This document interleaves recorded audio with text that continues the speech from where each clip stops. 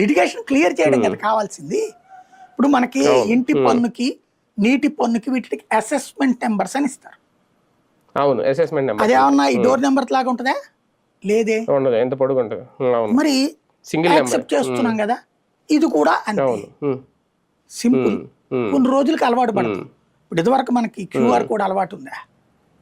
ఇదివరకు మనకి ఏటీఎంలు అలవాటు ఉన్నాయా? చేస్తున్నాం కదా ఇవాళ.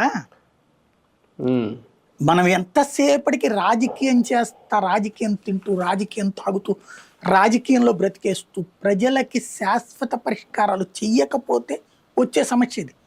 ఇప్పుడు నువ్వు ప్రతి ఊరికి సచివాలయం ఉంది కదా, ఆ సచివాలయ స్థాయిలో ఒక 2-3 రెవెన్యూ అవసరమైతే, మాజీలో ఒక 2, ప్రస్తుతం వాళ్ళు ఒకళ్ళు రెవెన్యూ ఇన్స్పెక్టర్ ఉంటారు కదా, ఆర్ఐ, ఈ ముగ్గురిని కలిపి ఒక టాస్క్ ఫోర్స్ అని చెప్పు. ఆ ఊళ్ళో ల్యాండ్ లిటిగేషన్స్ ఏమైతే వస్తాయో అవన్నీ వాళ్ళు పరిష్కరించేయాలి.